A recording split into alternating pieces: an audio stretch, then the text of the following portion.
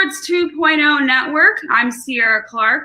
I'm here with Akshay, Jaya, and Grant. We're going to be talking some NBA takes about the games that are about to occur very soon. Make sure to subscribe to the Sports 2.0 Network on our YouTube channels as well. We're going to start with the Milwaukee Bucks game last night. The Bucks took control of the Eastern Conference Finals with a 113-102 win over Atlanta. Khris Middleton scored 38 total points, with 20 of them in the fourth quarter alone. Can he and the Bucks continue this dominance? Grant, we'll start with you. Yeah, I think this has been a very interesting matchup. I actually predicted that the Hawks would go to Milwaukee and win game one. They did it against the New York Knicks. They did it against the Philadelphia 76ers. And they just had that going for them, where they're this little team with their star is barely 6 feet tall. No one expects them to do anything. But the Bucks bounced back, obviously, in game two and game three. Game two was just very ugly. And game three was just really how this series should go, in my eyes. They have no matchup for Giannis. We saw that throughout the entire game. He was effective at what he was doing, only took 2 threes, which should be a really good sign for Bucks fans. He's sticking at what he's good at. And Khris Middleton, you mentioned it, completely took over the fourth quarter. They're going to need his shooting if they want to make the finals and compete with either the Suns or the Clippers. So getting him back to what he was in the regular season and the season before when he made the All-Star games, that was super important for the Bucks in game three. What has made Middleton explode in this series so far? You said in the regular season he was dominant, kind of took a step back. But what has changed, especially in this last game where he exploded in the fourth quarter? Well, I think that they gave him a relatively easy defensive assignment. He would take Trae Young for certain spurts of the game. But, sitting out there on the wing against an injured Bogdan Bogdanovic or Kevin Huerter, Kevin Huerter's no real offensive threat unless it's a catch and shoot or a pull-up jumper situation. He's not taking it to the rack on anybody. So really, Middleton, once he got that first shot in, you always hear great shooters like Reggie Miller, who was on commentary. They always say, once you make that first shot, once you get it down and you find your rhythm, that's all it takes for those really good shooters. And I think that's what it was in combination with the defensive approach they had. He's not being asked to do too much, whereas in the previous series, he spent a lot of time guarding Kevin Durant. So with this, he's basically able to take a rest on defense. And that's what helped him find his normal ways. And Jaya, do you think the Bucks can continue what they're going on right now? Yeah, I definitely do. I think Giannis and Khris were definitely on fire as a duo yesterday. And if they can continue to keep that up, they should be in pretty good shape. Obviously, Young is hurt, and without them even having to worry about him, things are going to be a lot easier for them. But yeah, Middleton really impressed me yesterday, and I wasn't the only one. I know Giannis even said in his post-game interview that the day Khris Middleton retires is going to be the toughest day of his career. So that's a pretty bold statement from the two-time NBA MVP. But yeah, they did a great job defensively. People are even starting to bring in the Batman and Robin conversation, debating who's Batman and who's Robin here. Some people are even going to say like Khris Middleton is the Batman of the Bucks and Giannis is the Robin. I think we can agree that they complement each other very well, but I wanted to know what you guys thought about that. Who do you think is the Batman and who is the Robin? Well, Akshay, do you want to jump in here since you haven't gotten a turn yet?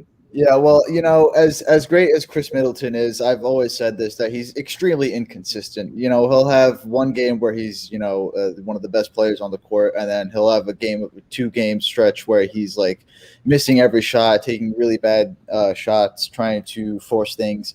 So in my opinion, I think Giannis is a more consistent player, and that's why I think he's the Batman and Khris Middleton's Robin. Obviously, in any given night, if Khris Middleton's on fire, those roles can obviously switch. But I think over a long stretch period of time, I think that Giannis is Batman, and then Khris Middleton's going to be Robin.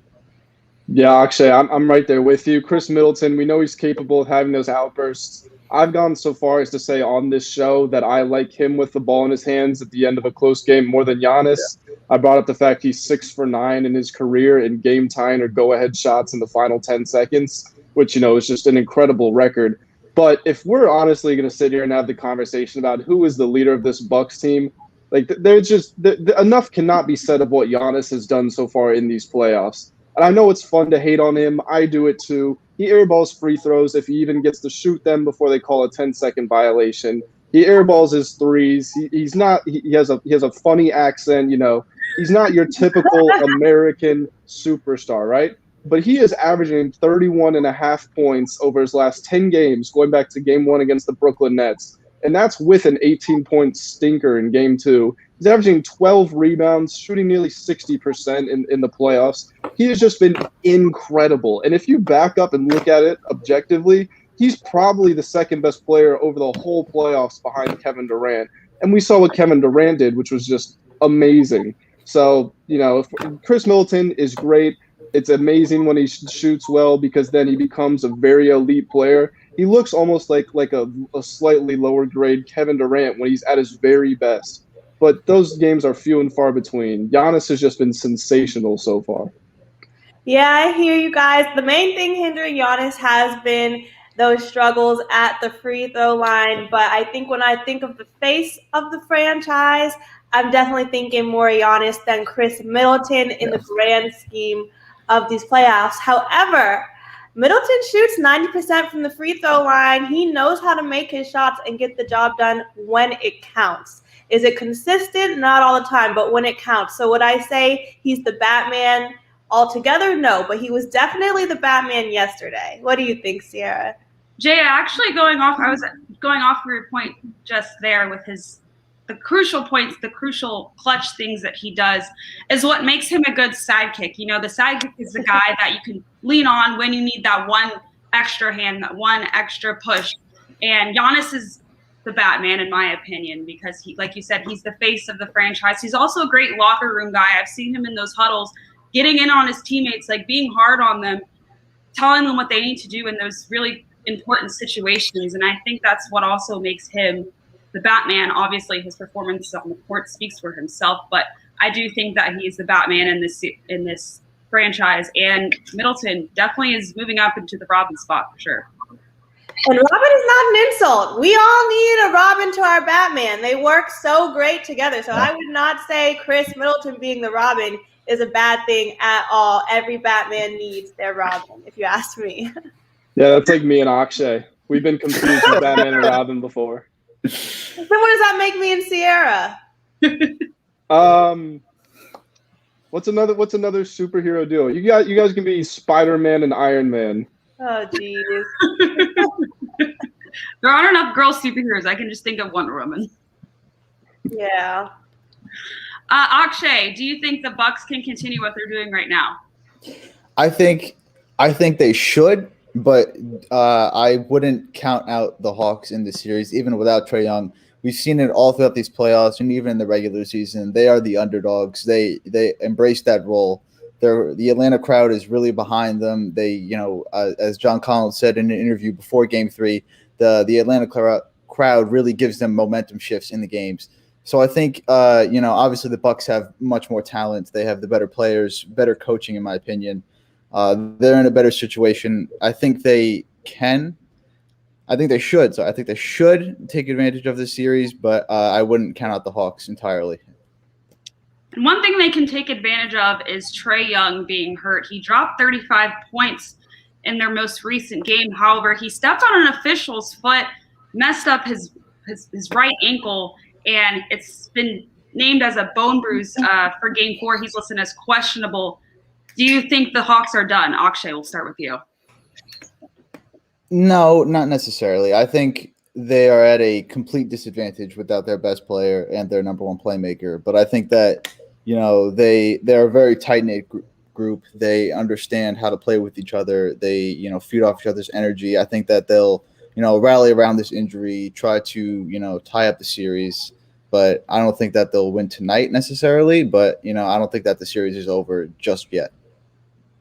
Jaya, I know you were big on the Trae trade. Do you think that the Hawks are done without him? If he's questionable, so it's not set in stone yet. But do you think the Hawks will struggle without him?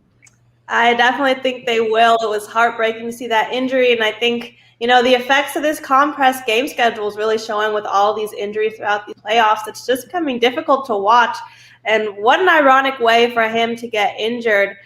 But yeah, if he's not there, I mean, we all know that he's their lead scorer. He's the face of their franchise. So not having him on the court would be, it would have a very big impact on the game. And even if he does come back, I'd say to win Game 4, Trae Young would have to put up at least 30 points. And I don't know if he can do that healthy enough. I know when he is healthy, he can do that no problem. But even if he does come back, is he going to be at 100%? So somebody else on the Hawks is really going to have to step up into that offensive position and really put those points up for them. Because if Trae Young isn't at his full health, then the Bucks are at a huge, huge advantage. Absolutely. And Grant, do you think that the Hawks will have a chance in this series with Trae Young possibly being out? So I don't think they have a chance, but I will say for those people who do, I'll make the case for you. Trae Young shot 5 for 23 in Game 7 against the Philadelphia 76ers, who most people would agree are a better team than the Milwaukee Bucks. And they still won that game. Trae Young, he had 21 points. A lot of it came on free throws. And he had 11 assists as well. But Kevin Huerter was the leading scorer with 27 points. So if Trae Young is injured, that's one thing. But if he's still out there and able to at least play make, even if he's not at his full self as a scorer, they still have an okay chance. Now, I don't think it's great. I talked about it earlier. I think that the Hawks have no matchup for Giannis at all. John Collins, he's faster, but he's too light. Clint Capella has done a pretty good job, but if Giannis can lure him out, we've seen him get the ball in the post and then back it out for an isolation and draw Capella out, and that's where Capella really struggles. So the Bucks realistically should probably win this series 9 times out of 10. But one more thing that the Hawks have in their favor is the Bucks are not a very confident team. They don't go into games and say, yeah, we're going to win this. They thrive off of what happens over the course of that series, And so if the Hawks win Game 4 and it's 2-2 going back to Milwaukee, all bets are off. This game is just as much of a must-win for Milwaukee as it is for Atlanta, in my opinion. Definitely an interesting point there. We're going to move over to the West Coast, the game tonight, Suns versus Clippers. The last meeting is an 84-80 win with the Suns taking the victory. And Phoenix has a chance to seal the deal and win that Western Conference title. However, the Clippers did hold them just to 1 of 6 on wide open threes on Saturday. Can the Clippers shut down the Suns again? Grant, we'll start with you. Geez, this is another situation where I feel like if the Clippers win, it's going to be very close, the same way I think Atlanta wins close games. And I think if the Suns win, it's a blowout, the same way that the Bucks win blowout games. I know the last game was close, but there was just horrible shooting performances going on from pretty much everybody on the court. So I think that the Suns, they've played a much slower pace since Chris Paul came back.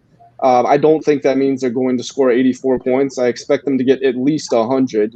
That's reasonable with a top 3 MVP candidate.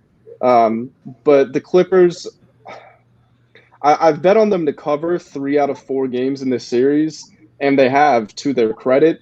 But I don't see them taking this game. They've played from behind before, but they've tied the series up 2-2. Now they're down 3-1 going on the road. They don't have Kawhi Leonard. We've seen how well the Suns have played at home in these playoffs and the regular season. I want to say they were 29-7. So yeah, I give the Clippers a very small chance here. And Paul George, if it's a close game and he's shooting a free throw, close your eyes, run and hide. He is not delivering. He's been given multiple chances now, and he's failed. The best player in this series for the Clippers might be Reggie Jackson, which is crazy to say. Absolutely. And Jaya, do you think that the Clippers can shut down the Suns and force Game 6? I do. I mean, buckets were very hard to come by, clearly. in that last game. It was actually the lowest scoring game in the NBA all season, but the Suns going up against, one of the more veteran teams in the league at their home and being able to win in an environment like that, despite the fact that neither team scored high, is still a really great victory for them. And I think it'll make this coming game when they are back in Phoenix all the more easier. Devin Booker, DeAndre Ayton, and Chris Paul have been working very well together. Booker as the lead scorer, averaging a team high 27 points.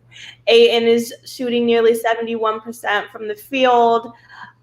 He has amazing footwork. His skill has been so valuable in these playoffs. And then Chris Paul has just been an amazing floor general. So I think altogether they're in really good shape, and they only have one more win until they've secured their spot. So I think that motivation enough, on top of them being at home with their fans, is going to make it look really good for them. And like Grant said, the Clippers are just not really in the best position right now to begin with. Think about this. The Finals MVP is probably going to be Giannis, Paul George, Chris Paul, or Trae Young. Think about that when the playoffs first started. Who you thought was going to be MVP, Finals MVP? I thought it was going to be LeBron or Durant. And look who the choices are. Unbelievable. It's amazing how the cookie has crumbled, but I think that's also really refreshing and really surprising but exciting just to see that, history is going to be made no matter what the outcome of these finals are, for sure. It's good to have someone else. I also saw that NBA TV ratings are up 36% when I saw that number a few days ago. And most people say that, it's bad for the league that there aren't huge markets left and the best stars are out. But it has been so nice for me. I'm watching the Clippers game. I've got the Lakers jersey behind me. We know who I'm rooting for. I'm watching the Clippers play the Suns, and some of the stuff that they're doing in the earlier games, it was just beautiful to watch. And so me personally, I've really enjoyed these playoffs, seeing new teams get put in these situations where they can elevate their play. And I think it's been one of the better playoffs we've had in recent years. Yeah.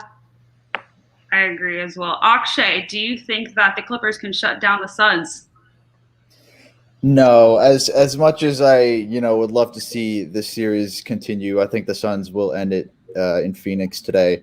I think Pat Bev has done, not a great job, but he's done his job of trying to stop Devin Booker, as crazy as, he plays defense.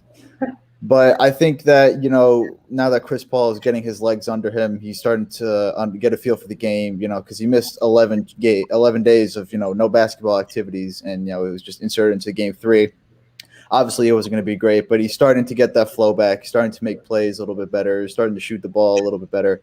So I think that he's going to have a big game. I think that Devin Booker will also, not so much take all these contested mid-range shots, but try to find his shot, try to find something that gets open. And I think the X factor today is going to be DeAndre Ayton. Zubac is questionable today, and he has been the number one person to stop DeAndre Ayton on that Clippers team because they just don't have any size to compete with that. So I think the Suns will win today. I think DeAndre Ayton and Chris Paul will have two biggest games in this game. And, speaking of Ayton, Paul, and Booker, there's been a lot of debate over which of these three are the most valuable to the Suns right now. Like, I think the obvious answer would be Chris Paul. Obviously, he's the heart and sacrifice. The sacrifice that he's made for this team is the reason that they have the dynamic that they have. And he definitely, I would say, changed the culture of that team and has been leading them to these finals. But when he was out on those COVID protocols, they were able to still win even without him there. And that's why my argument could be that DeAndre Ayton actually might be the most valuable of the three right now, if you ask me, because he has an amazing turnover rate, rebounds, great footwork. He knows how to protect the rim, great offensive production. I mean, I feel like this guy, he's big, he's tall, and he can do it all. And it seems like nobody else on that court can really do exactly what he can do as far as his skill set and what he's brought to these playoffs. So I want to know what you guys think. Which of the three will be the most valuable. What do you think, Grant? DeAndre Ayton would be a clear third in my rankings. I don't know why you're trying to write who's the best on each team all of a sudden, but I'm going to have to disagree with you again here.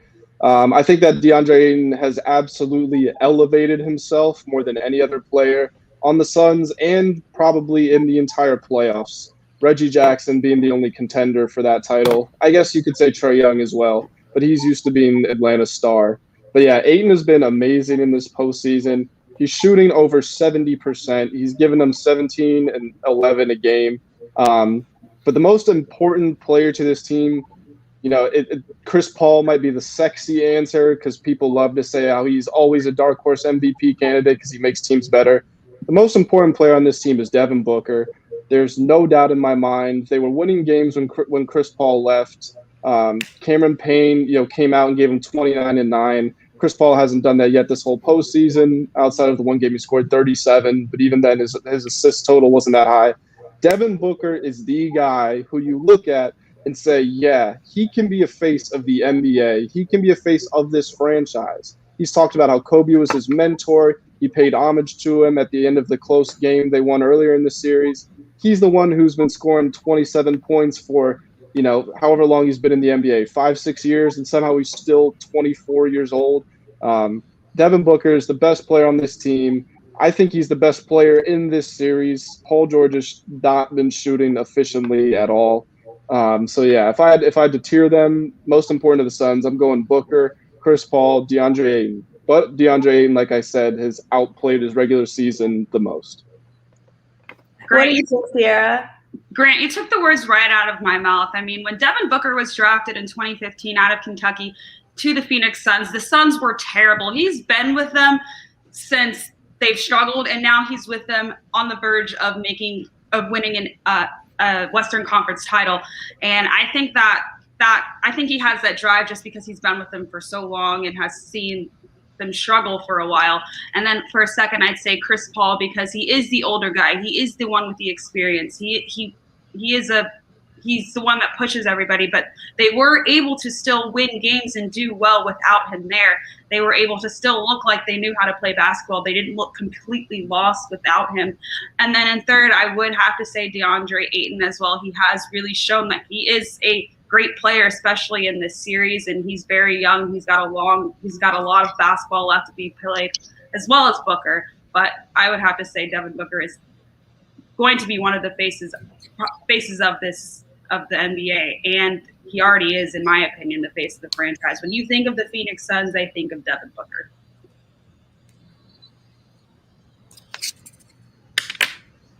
Akshay, what about you? You're the last one remaining.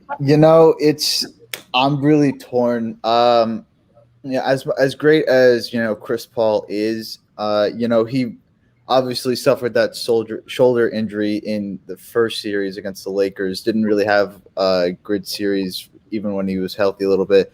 Had a great series against Denver, and then obviously this series now he's starting to get his legs under him again. But I think that Devin Booker is more important to the Suns. I think he obviously he's their number one option scoring wise. We see he's obviously not their best defender. He gets into foul trouble a lot. I think he had 5 fouls in the past 3 games going into the crunch time of the fourth. But I think if the Suns want to win games, they need to have Devin Booker on his A game. And possibly on his B game too, just how much role players they have that can step up at any time. But in my opinion, I think that Ayton is above Chris Paul in these playoffs as of right now. I think Ayton has been more of an impact on the defensive end and on the offensive end than Chris Paul has. That we should expect from Chris Paul. But I do have to agree with you, Sierra and Grant, that I think that Devin Booker is the most important player on the Phoenix Suns right now. Right, and the Suns will play tonight. We're going to switch over to some betting. The Clippers are going to Phoenix, and I'm going to read over the betting lines. So the Clippers are listed as +6, the Suns at -6. This is all provided by FanDuel. And the money line is at +194. for the Clippers and -204 for the Suns. And the over-under is 213. I will start first. I am going to take the Clippers to cover. I'm going to take the Suns on the money line, and I'm going to have the over on. I'm going to take the under for this one. I'm taking the under because every Phoenix win this series has been 6 by 6 or less points. I don't think it's going to be a high-scoring game, especially by the way that Pat Beverly does play defense, and I think he will lead the defensive effort against the Suns. And I still see Phoenix winning, though. It's Chris Paul's chances to go to the finals for the first time ever in his career. They're playing at home. I think they're going to have that momentum. I think his team is going to want to bring it home for him. So. And, of course, the fans, the crowd in Phoenix are absolutely loving this. This is the first time in over a decade that the Suns have actually been good. So I think that I'm going to take the Suns for this game. What are your thoughts, Grant? We'll start with you. Yeah, so I mentioned it before. I've bet the Clippers 3 out of 4 games in this series. They've come through for me every time. But I'm taking the Suns to cover the big spread here.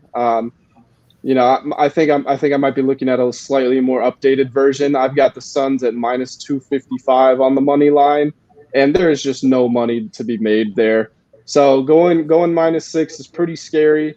But I said earlier, if the Clippers win, I think it's a close one. If the Suns win, I think they blow them out. And I like the Suns to win, so I got to stick by my own logic and say it's going to be a blowout. But I'm going to go with you on the under here. These teams just have not been scoring well, and it's been getting worse game by game. So I don't – maybe Phoenix can have some sort of resurgence, but I don't see the Clippers being able to do much more than what they have been doing. Paul George, especially with the amount of work he's had to take on, it's just impossible for him to shoot efficiently. We've seen him getting really gassed down the stretch. I think it's more the same. Phoenix wins by, we'll say, 12 points. Right, interesting enough. Jaya, who are you taking in this game with the Clippers versus Suns?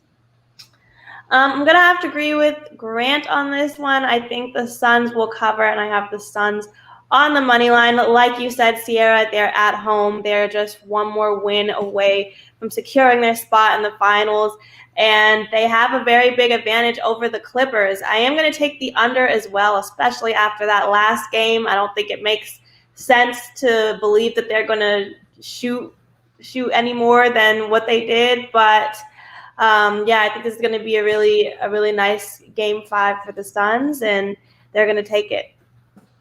All right, and Akshay, you're the last one. Who are you taking? As much as I want to be, have different opinions with everybody, I have to agree with all of you. I think the Suns definitely, their home crowd has been the, complete X factor for them in all of their series this playoffs. I think that they give them motivation. They, have huge momentum swings. The players feed off of that energy. I think that, this crowd's going to be even more excited, knowing that they have the chance to go to the finals tonight. So I do have the Suns taking it. And I think, obviously there's going to be no money if you put it on the Suns, but it's still, a safe bet to go with the Suns here over the Clippers, even, with Paul George playing great, but, struggling at the free throw line still. Reggie Jackson being their best player right now. Terrence Mann, coming with weird bunches of scoring in the third quarter every game. But I do have the Suns. I think they have a more well-rounded team, and I think they're going to win tonight. And up next, after the Clippers Suns, there will be the next day, the Bucks and Atlanta taking on the Hawks. I'll read over the lines over here. We have a -7 Bucks, the Hawks +7, -260 for the Bucks, +215 for the Hawks, and a 219 over/under. I'm not taking an over/under on this one. I just think the scoring has been kind of inconsistent, especially with Trae Young out. I don't really know how how everyone else will play. I don't see as much production from the Hawks. So I'm taking the Bucks also on the money line, and I'm picking the Bucks to cover. I just think Khris Middleton and Giannis are too much. I mean, they had 38 and 33 points respectively scored. I think that's a two-headed horseman that's going to be very hard to stop. So I'm going with the Bucks all the way here. Grant, what are your thoughts? Yeah, I'm taking the Bucks to cover the -7. I know that's kind of scary. So if anybody out there is looking to throw some money down tomorrow night, you could be safe and hedge the Hawks on the money line. I've got them at plus 220 right now, so that could give you a good return for lesser of that money that you throw in. But I think the Bucks win this one. You know, they made it look relatively convincing down the stretch, even though the Hawks played them somewhat close throughout the third and fourth quarter. Trae Young's going to be limited from the start. Keep in mind he still had 33 or 35 points in that game. So it's very unlikely he's going to score that much if he does play. So, yeah, Bucks are going to take this one. They already won by 34 in game 2. I'm going to give them another 15-point victory in game 4. And, yeah, so Bucks to cover. If you want to hedge it, put the Hawks on the money line, but don't put a lot behind it. All right, Jaya, who do you take in, Bucks or Hawks? I think we're all seeing eye to eye here, guys. As much as I hate to say it, I think the Bucks will cover, and I'm going to take the Bucks to win it here just solely because of Trae Young's injury. And even if he does come back, like Grant said, I don't know if he'll be at full health and able to shoot at the ability that we're used to him doing, which is why I would also go more towards taking them on the under than the over, just because we really don't know how much production the Hawks are going to be able to have without their star player. Definitely agree. Akshay, who are you taking, Bucks, Hawks? Are you agreeing with everyone else, or do you have a different take? No, I've got the Bucks here in game 4. I think that the loss of Trae Young, if he isn't playing, is going to be huge for the Hawks. I think the Bucks will definitely take advantage of that. I am going to actually put my prediction here for the over-under. I am going to go under. In the past, 4 out of the 5 Hawks home games, all of the scores have been under. I think that, this series, as inconsistent as all the teams are, and both these teams are in scoring points, I think that 221 is a little bit too much for game 4 here. I don't think Khris Middleton will, have a crazy game like he did in game 3. Giannis will have his 30 points, obviously, but I don't think that score will, come anywhere close to that. So I would go with the under here, and I am going to go with the Bucks as well. All right. Well, that is it. That is all we have for you tonight. Thank you so much for watching, and make sure to subscribe to the Sports 2.0 Network. We have lots of great content on our channel. For Akshay, Grant, and Jaya, thank you so much for watching us. We'll see you soon.